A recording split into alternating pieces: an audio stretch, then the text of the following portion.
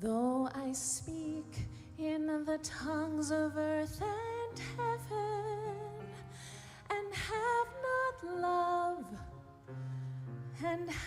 not love, I am a clanging bell or a noisy cymbal. I have not love, and if I prophesy and understand all mystery and knowledge,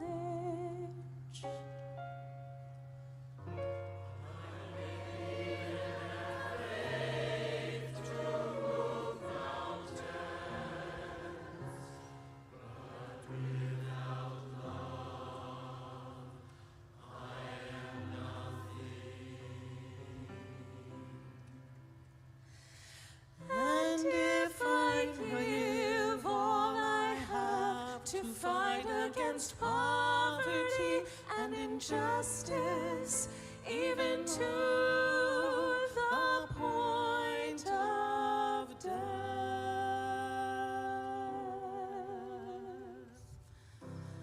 Without love, there is no gain.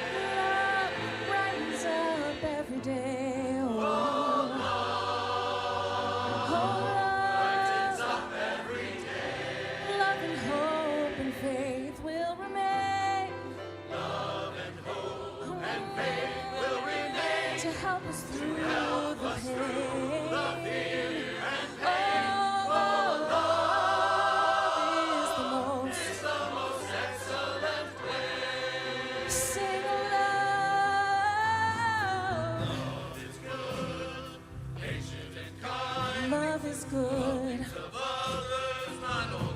Love is patient and kind.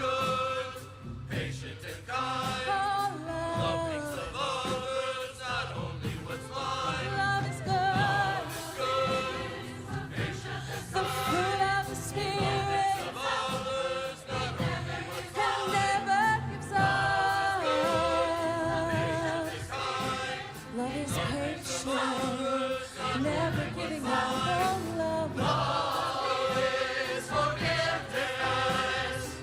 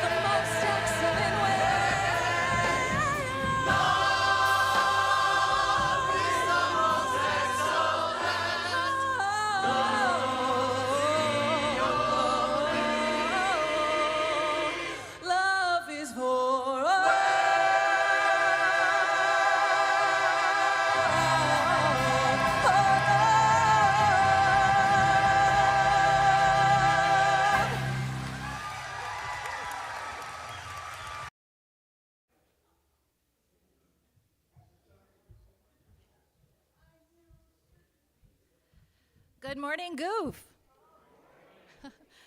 I'm the Reverend Chris Hockman. I would like to welcome everyone today to a special service. Our service today is different from our typical Sunday routine, in case you are here from the first time.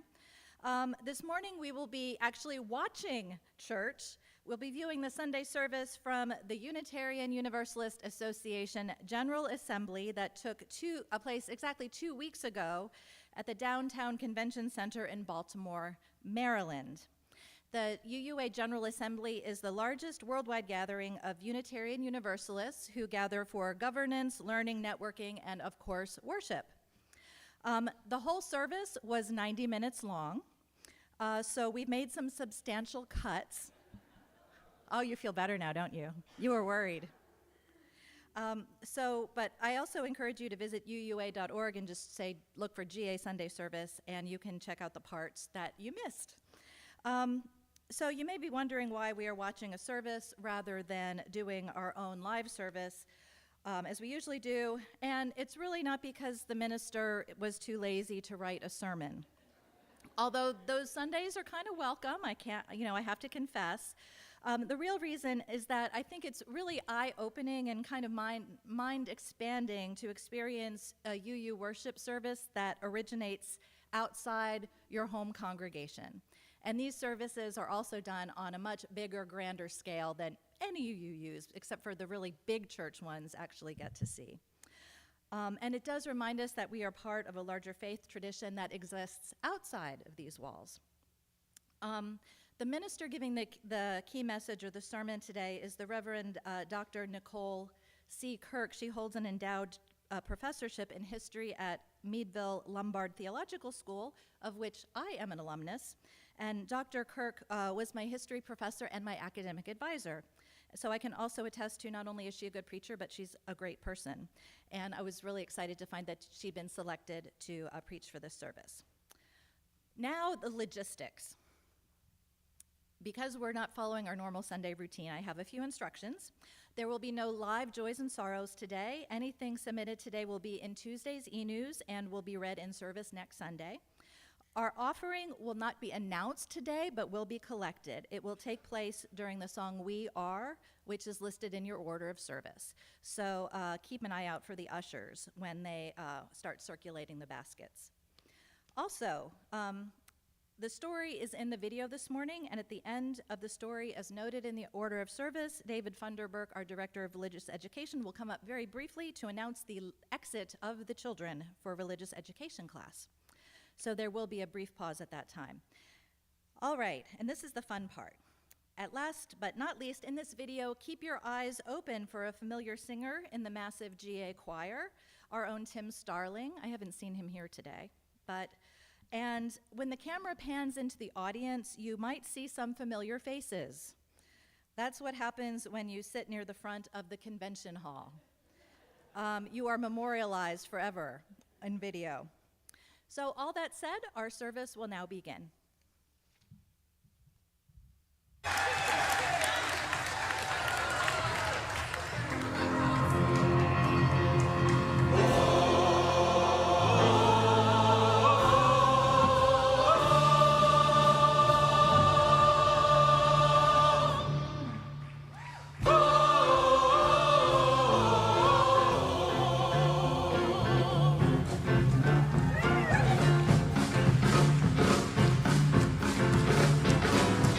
I feel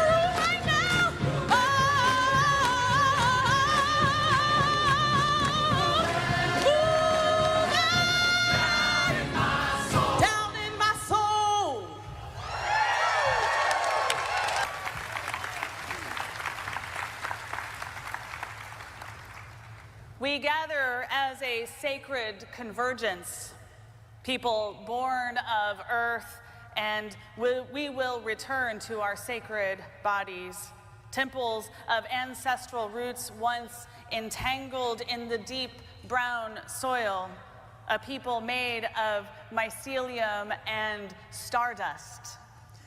We are a people of the south, the north, the east, and the west winds, shifting like dandelion puffs in the sun, steadfast like tender buds on prairie fire crabapple in May, when the tornadic fury leashes and when hail dings the human maid, and red-tinged birds sit deeply snuggled on pale blue spheres. Rain and the swift mountain rivulets are our tears. The greening sky and mammatus clouds foretell our revolution.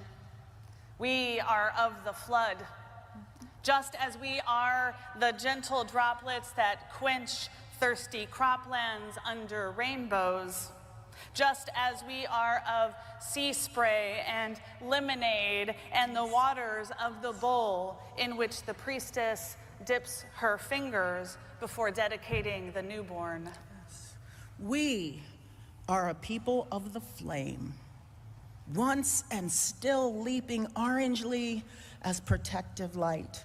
We create shadows on the wall with our joyful movements. We are the fire on the parched mountain. We are the spark of passion. We are warmth embodied. We light this chalice, flame of our ancestors, symbol of evolution, fire that ignites the future unfolding. During our time together, let us be reminded that everything can be changed with a tiny flame. Beacon of our lineage, lighthouse on our journey, bonfire where we will dance together in the darkened forest. Amen.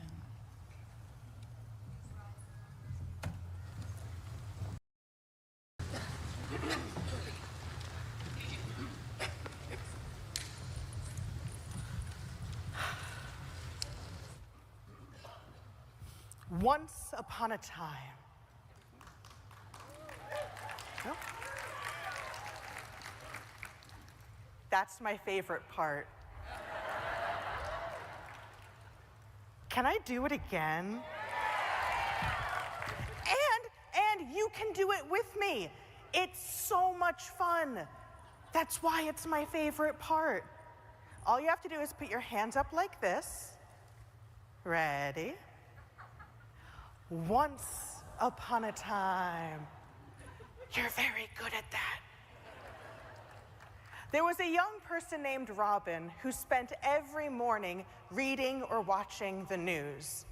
They liked to stay informed.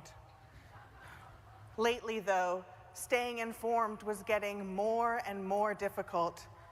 See, every day there were news stories about despair and destruction. To help deal with the stressful news, Robin would play their flute and it would clear their mind. It usually worked. One day, though, no matter how much Robin played, it didn't help. Instead of the music chasing out the bad thoughts, the stressful news was chasing away the music notes as Robin played them. Then, Robin remembered what their grandmother always said: the harmony of nature has the greatest power. So they went for a walk. And as they walked, they connected with the world around them, remembering they are just one small part of a larger web of existence. They watched the bluebirds fly across the sky, and the ladybugs walk along the blades of grass, and the water flow through the creek over the rocks and pebbles. Can you make the sound of flowing water or of birds in the sky? Let's hear. Very good. With a few deep breaths of appreciation, Robin began to feel better. They walked so far, they made it to the center of the bustling town. As Robin walked through town, they saw so many different people. Aisha, a local shop clerk, was wearing a hijab and putting out fruits and vegetables in front of her store. The colors of the fruits and vegetables matched the colors of her hijab, making a beautiful portrait anyone would admire. Oh, they also saw their friends, Eric and Gil, being pulled by the hand by their young, rambunctious children, yearning to get to the toy store just a few doors down, so they didn't have time to chat. Oh, and Robin saw their friend Lynn across the street and waved. Lynn rolled over in her chair and gave Robin a big hug as they caught up. Can you give yourself a squeeze like you're getting a hug from a dear friend? Robin thought about how all these different people on this one street each had their own experiences and cultures. Robin felt blessed to be surrounded by such beautiful diversity. As Robin walked, they heard music playing, so they followed the sound of beginner musicians trying to find the right notes all the way to the local community center. They walked in and saw a group of children in a music lesson learning how to play all these new exciting instruments. Robin smiled as they watched the children rejoice over all the different sounds they could make. Can you silently pretend to play an instrument? You can strum the guitar or rock the saxophone or even play the flute like Robin. Yeah, I see y'all rocking out there. Oh, Robin noticed a bulletin board at the community center that was covered with flyers advertising opportunities to volunteer. There's not much I can do about the news of the world, but look at all the things I could do right here. So Robin looked over the bulletin board and saw the community center was looking for a volunteer music teacher. Perfect.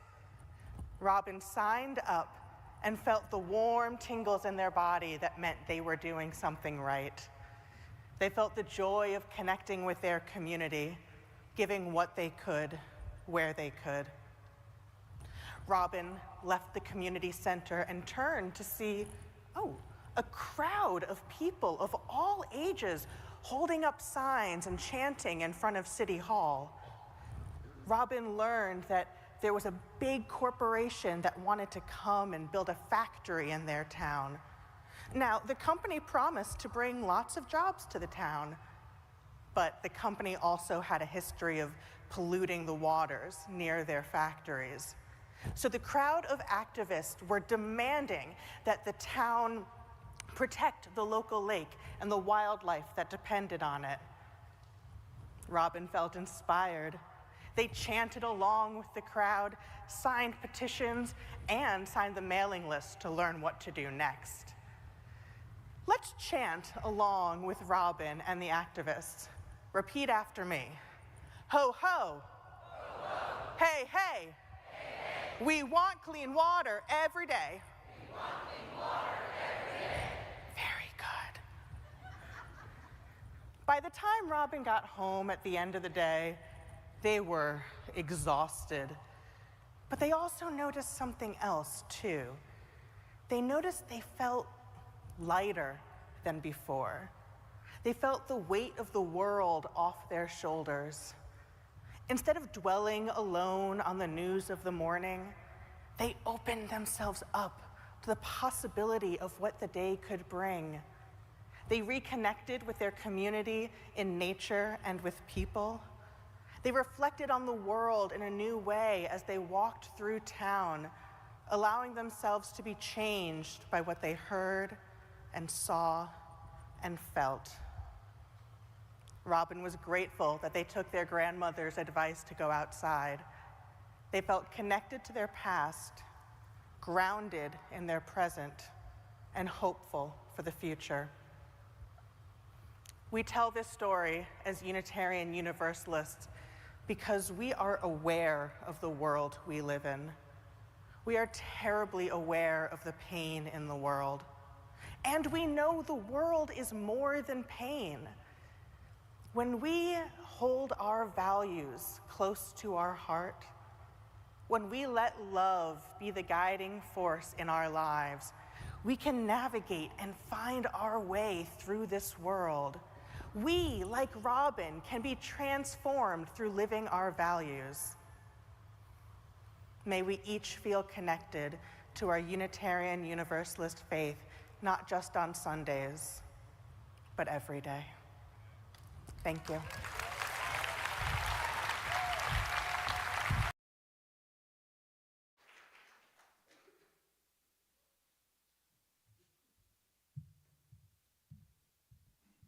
Hi, I'm David Funderburk, the Director of Religious Education here at GOOF, and I want to welcome any children or youth, kindergarten through high school, who want to come downstairs with me for more activities, to come follow me on downstairs. Parents, when the service is over, you can pick your kids up downstairs by going all the way down the hallway to find the stairwell, and once at the bottom of the stairwell, follow the voices to find where we are.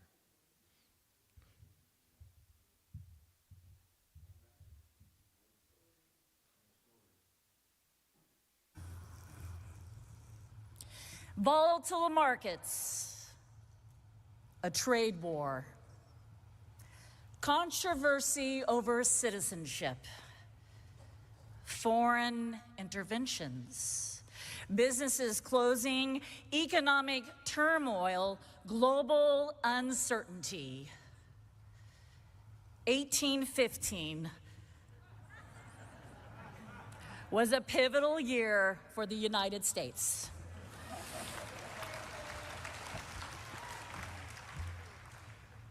It was also an important time for the birth of American Unitarianism.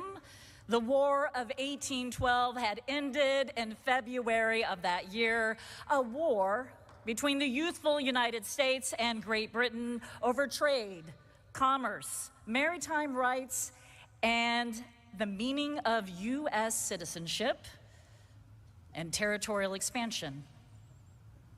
With the ending of the war, William Ellery Channing, a liberal Congregationalist and minister of the prominent Federal Street Church in Boston, Massachusetts, and his colleagues anticipated a better, if not calmer, year.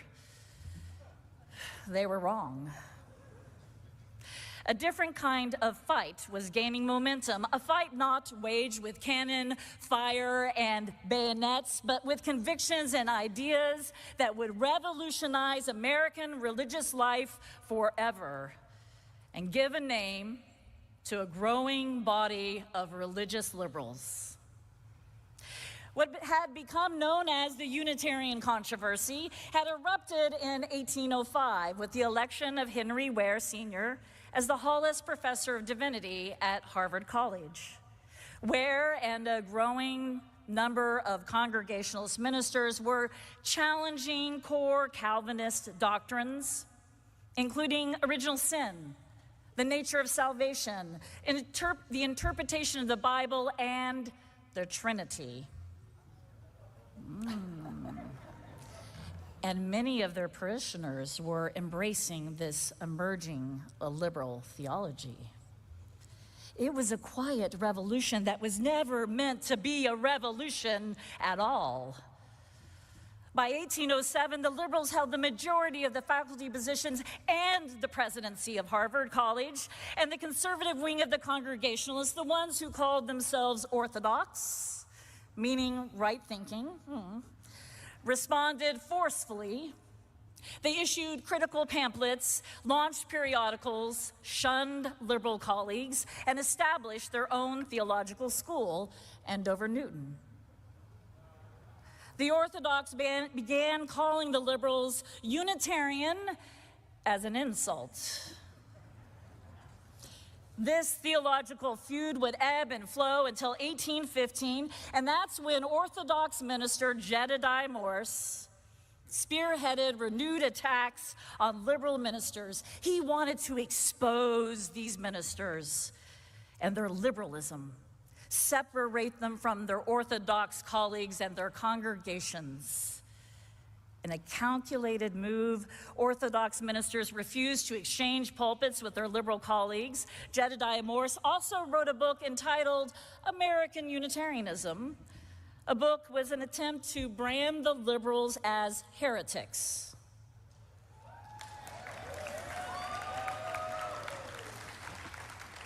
By associating them with an English form of Unitarianism, the intention of these efforts was to isolate the liberals, and instead it consolidated their resistance. And so from his pulpit at Federal Street Church in Boston, we now know as Arlington Street Church, there you are, William Ellery Channing began answering these attacks publicly, emerging as a spokesperson of the liberal movement. And let's be clear, he did not do this alone. He had lots of colleagues and family members and people in his life supporting him, including women, people of color, who often get left out of the story. Then, in this very city of Baltimore, on May 5th, 1819, Channing delivered the ordination sermon of Jared Sparks at the newly gathered First Independent Church of Baltimore. The sermon that became known as Unitarian Christianity embraced the label Unitarianism and interpreted it as the understanding of the unity of God, not a Trinity, and Jesus' role as an important teacher that was subordinate to God. And in that sermon, he laid out the basic tenets of what he called a pure Christianity, a pure and rational Christianity. It was a theological declaration of independence. Even after the Baltimore sermon and embracing the label Unitarian and redefining it, even after Channing helped gather a church in New York City, even after the court decision in 1820, when that church property was awarded to many of the liberal leaders and congregations, the Unitarians resisted creating a new association, or at least it seems like that. Many of the liberals were not ready to fully separate themselves from the Congregationalist body. It would take 6 more years before the liberals formally organized themselves into an association. And yet, the liberals were organizing all along. They had created periodicals like the Monthly Anthology and the Christian Monitor. They had established clubs and ministerial organizations and associations like the Evangelical Missionary Society. A circle of Boston liberal ministers had joined together to hire ministers at large, including Joseph Tuckerman, to serve the poor and those in need. That is community ministry, my friend. And in May of 1820, Channing invited liberal ministers to meet at his church to develop an organization for mutual support. They called it the Berry Street Conference. We know it today as the Berry Street Essay. And yet, the younger generation, did you hear me? The younger generation of liberals still sought stronger connections. At the meeting of an anonymous association, that was really the name, the Anonymous Association, an organization of liberal Boston ministers, young Unitarian ministers like Ezra Giles Gannett, and Channing's assistant minister, by the way, and also Henry Ware Jr., his father, senior, was the one back at the Unitarian controversy time. They and others decided that they could not wait any longer, and they took it upon themselves to design an organization to support Unitarianism in New England and beyond. And so in May of 1825, At the Berry Street Conference, the American Unitarian Association was born. A constitution was adopted and a purpose that wanted to diffuse the knowledge and promote the interests of the liberal tradition of Unitarianism. They did not seek to hide Unitarianism. They sought to share and expand this practical and life-saving tradition. With this act, the separation between the Orthodox and the liberal strands of Congregationalism was institutionalized. It was an act of hope. They were lovers of life. They were builders of institutions. They were seekers of truth and keepers of faith. They are our ancestors, and we are their hope.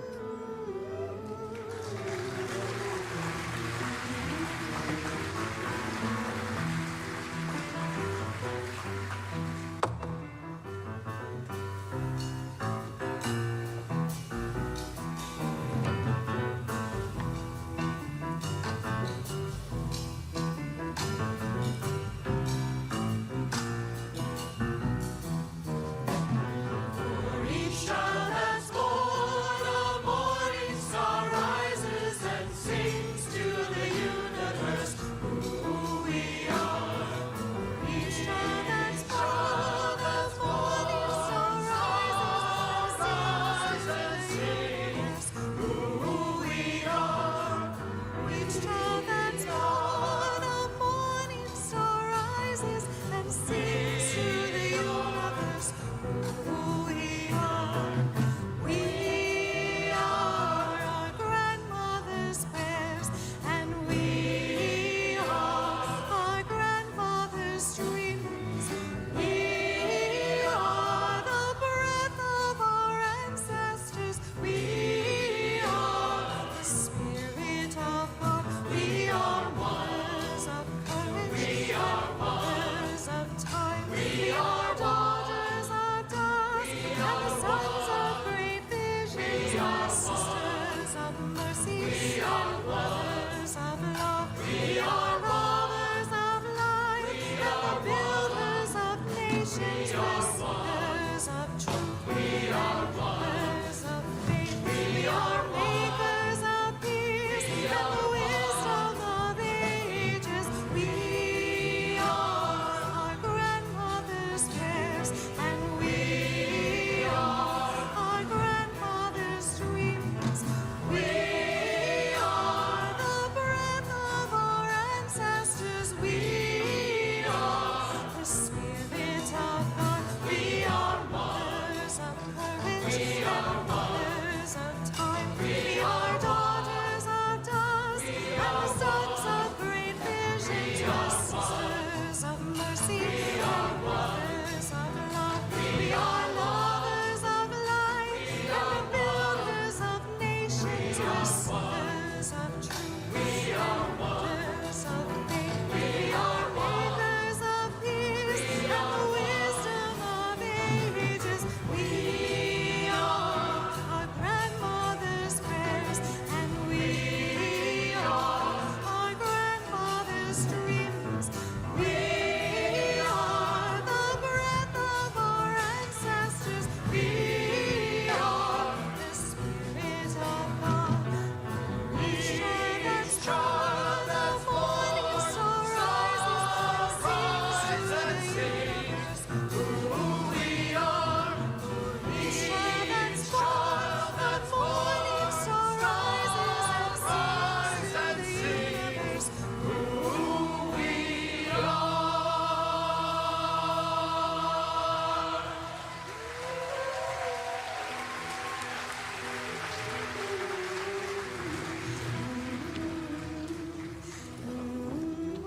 We are the ancestors. We are our grandparents' prayers, and we are our grandparents' dreams. We are the breath of our ancestors, and we carry the spark of the divine within us. We carry the weight of unfinished promises and unrealized dreams. We are the ancestors of tomorrow. And what kind of ancestors will we choose to be?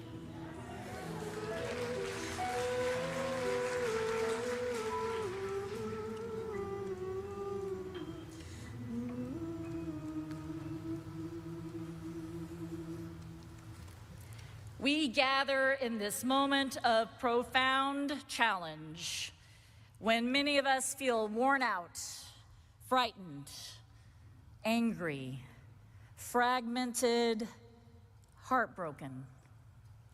What we hold dear,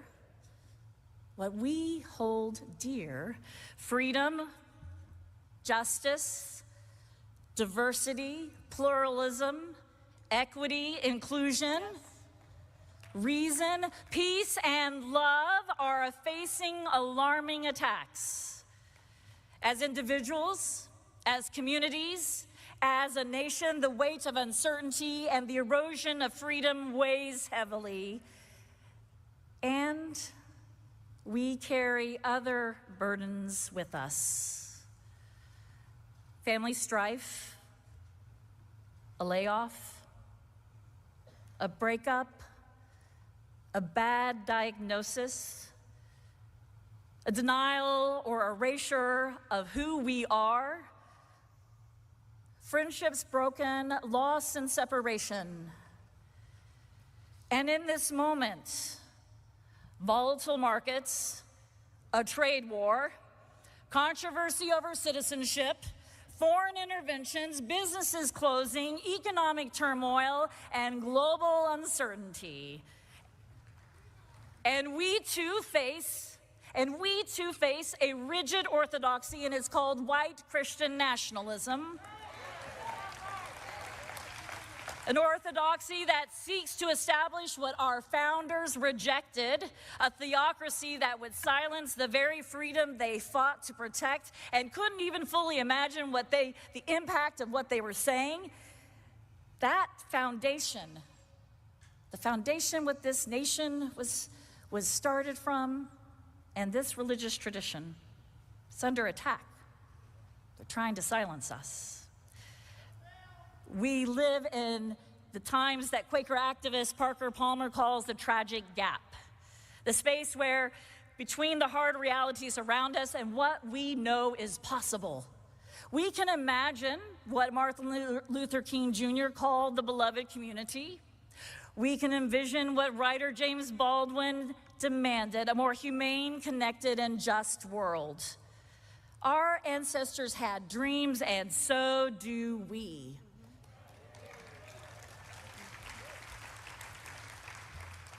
Historian Barbara Ransby instructs us that change is possible. Change is possible, and transformation begins in our individual and collective imaginations, where we look out where we can already see and do the impossible, imagine something we have not yet seen. She tells us, Barbara Ransby tells us that revolution begins with a dream. And at the end, we must fight for it. We know the possibilities exist because we have experienced them in moments of profound connection and acts of justice that bends the arc towards love, although right now it feels like someone's trying to pull it the other way, in communities that held space for the full humanity of every person. And yet we also know the gaps. We know the gaps in our history and ourselves. As my beloved colleague Abi Jamamachi reminds us, we practice an aspirational faith that frequently, if not routinely, has not lived up to the fullness of what it preaches.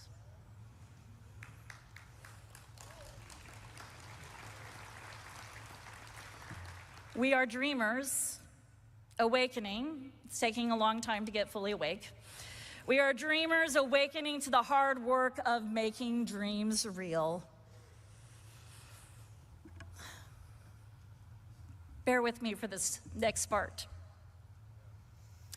I think I could get through this. This year has taught me something profound about the relationship between dreams and loss, between what we inherit and what we leave behind. 6 months ago, my husband, Frederick, died after 13 months of living with terminal cancer. Now, we had time before he died, time to speak of the past, time to reckon with the regrets and mistakes, time to recall the shared joy, time to dream of a future that would not include his physical presence. But we would continue to be shaped by his love and dreams. We dreamt that together. He knew about this moment, by the way. I have been reflecting what it means to be alive in this moment, to survive the loss of a partner, to be more than 25 years in my Unitarian Universalist service as a minister, 13 years at Meadville Lombard Theological School, and more recently, having the opportunity to serve my local congregation, All Souls Unitarian in Tulsa. I've been thinking about how to reckon with this moment in my life, and also what's happening to us in this nation, and how Unitarian Universalism is caught there in between. How do we live into this moment when there is disappointment and broken dreams? How do we be a part of this movement that's more than just surviving as Unitarian Universalists? In my conversation with Frederick, I learned that grief and hope are not opposites. They are partners in the sacred work of remembering and imagining. When we grieve because we have loved. When we dream because we have hope for the future. What does it mean to be the people who inherit our ancestors' legacies, both the legacies we know of and the legacies that have been silenced? What does it mean that they were both flawed and full of promise? And how do we carry these legacies forward when we ourselves are flawed and full of promise? Our bicentennial for one part of our tradition, Unitarianism, calls us to reflect on the past, all of it. The celebrations, the leadership, the breakthroughs, and the mistakes, the failures, the places where the injustice prevailed. We must never forget where we have failed. We must never forget so that we can hold space to honor the grief, the loss, the missed opportunities, and to do something about it. We also hold tight our inheritance of this life-giving, saving, loving faith tradition. And even as we reflect on the mistakes, this is the both and, my friends. We must still honor the leadership, the creativity, the adaptability, the imaginations, the possibilities of so many who came before us. Otherwise, we wouldn't be here. Let me know you're here. Let me know you're here. Yeah.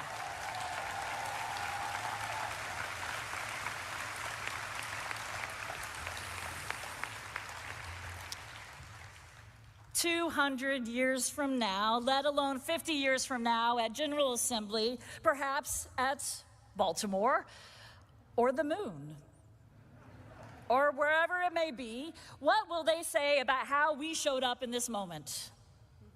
Because we will be the ancestors I hope they sing of.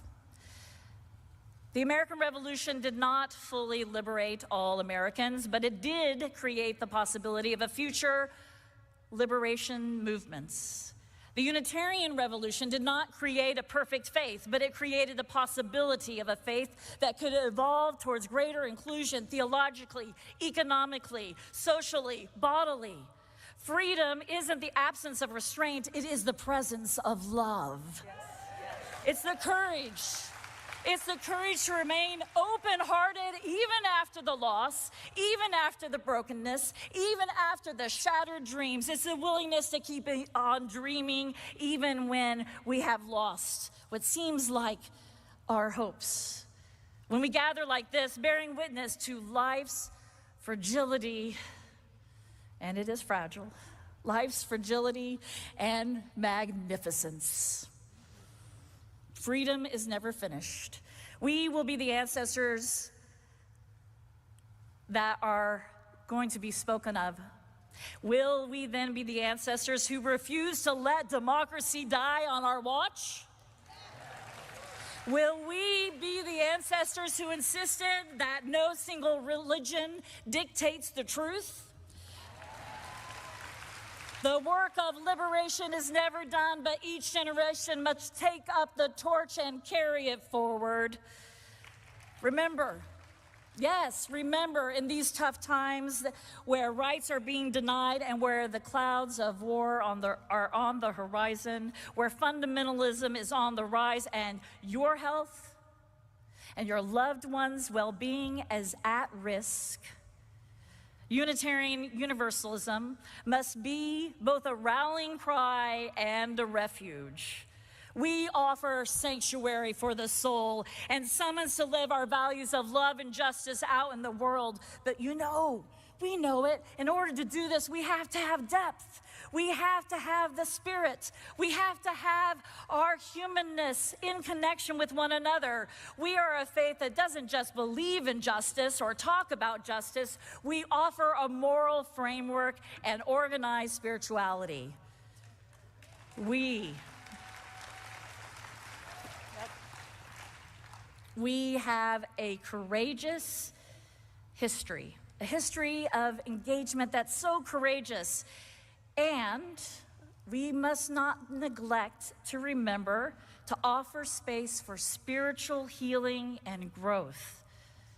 And if you don't have that in your community right now, and you recognize that, then you are part of what is going to be the people gathering to make that happen.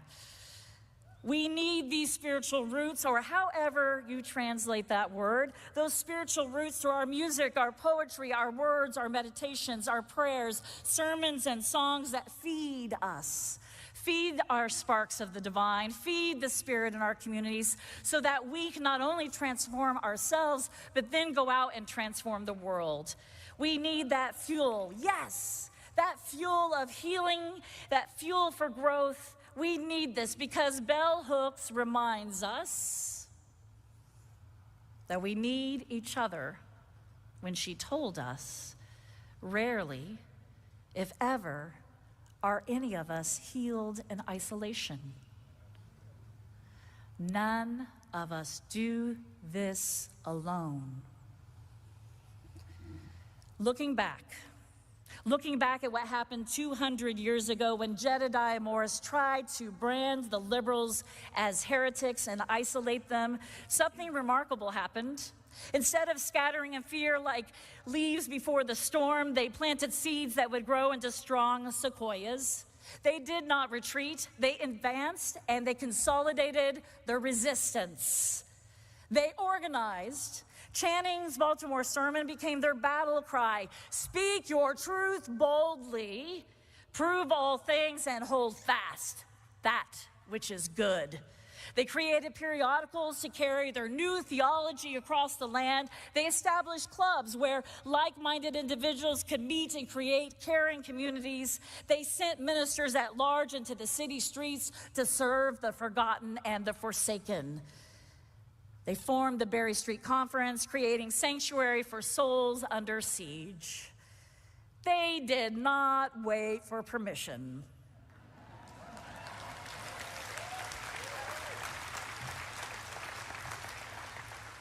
They did not wait for permission. They decided they could not wait any longer, and they took it upon themselves to create the American Unitarian Association.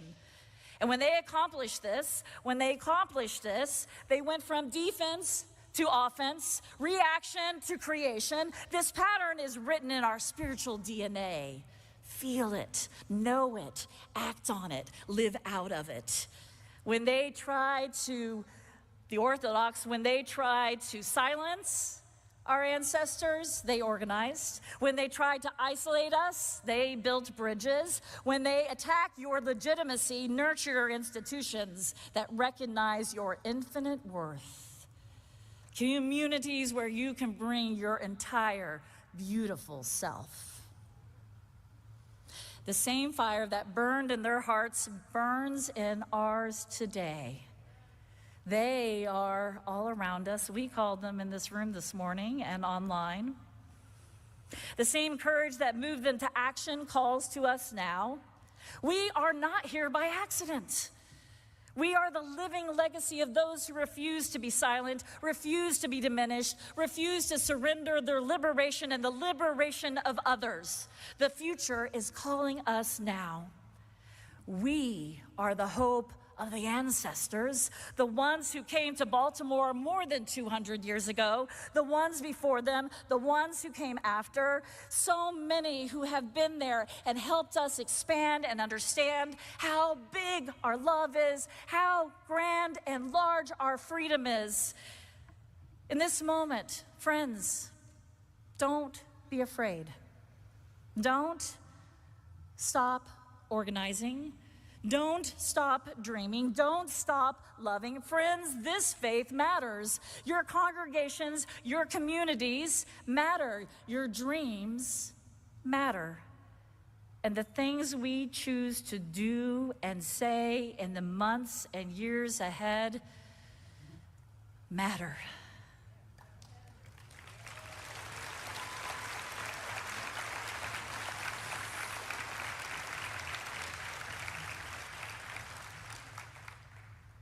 Our ancestors, the spirit of life and freedom, and most of all, I think you know the word, love.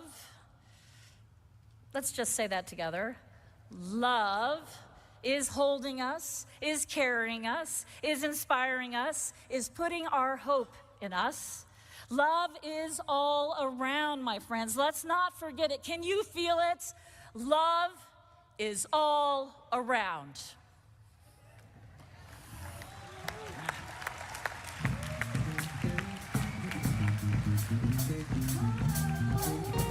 Won't you dance, won't you join me in moving?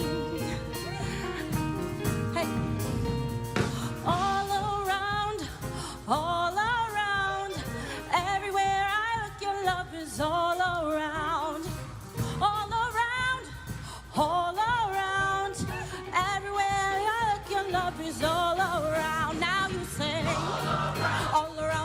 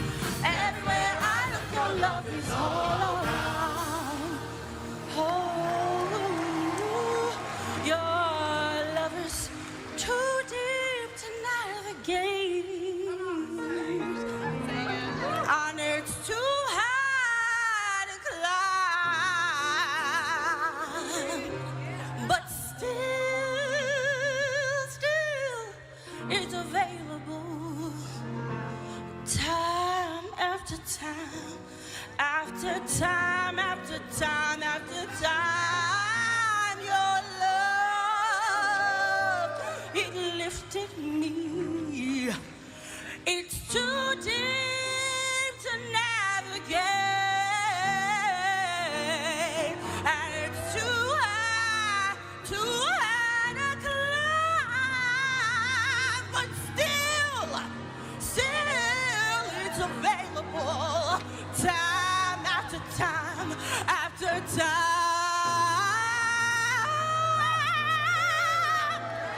Can I get a witness, please? Now, I'm gonna sing a little something. Choir's gonna follow me, and I hope you do too. Here we go. Yeah. Everywhere I look, your love is all around. Everywhere I look, your love is all around. Now you sing. Everywhere I look, your love is all around. A little louder. Everywhere I look, your love is all around. Everywhere I look, your love is all around. Everywhere I look, your love is all around. All around. All around. Everywhere I look, your love is all around. All around. All around. All around. Yes. All around. All around. Everywhere I look, your love is all around. It's all around. It's in you. It's in me. It's all around. It's all around. Yeah. All around. All around. Your love is all around. All around.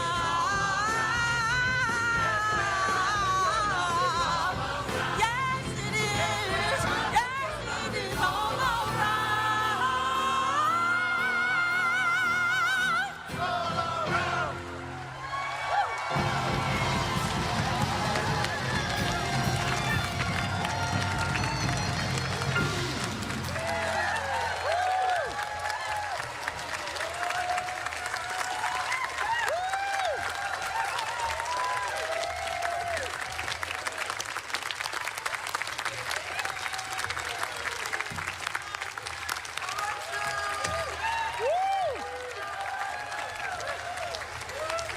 Everywhere I look, your love is all around. Everywhere we look, your love is all around. Blessed ancestors, we have felt your presence with us here today. We, the beneficiaries of your imagination, are grateful for your courage, your perseverance, and your persistence. We thank you for igniting the spark and launching the movement that we now know as Unitarian Universalism. Amen. Thank you for your example and your guidance. We release you from this space, affirmed in the belief that you are always with us, part and parcel of who we are as Unitarian Universalists. Now, beloveds with us here today, both in person and virtually, I just said it, we represent the dreams of our ancestors. The responsibility is now ours to carry the revolution forward, to consolidate our resistance to the inequities and injustices of these times, to organize ourselves in courageous engagement as we assume the mantle of lovers of life, builders of institutions, seekers of truth, and keepers of the faith, to be worthy ancestors of future generations.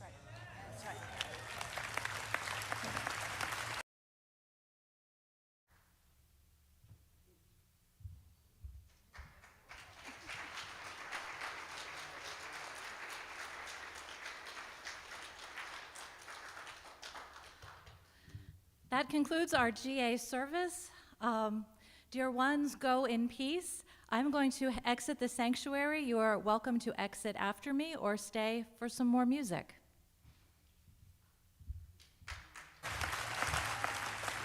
Let's go.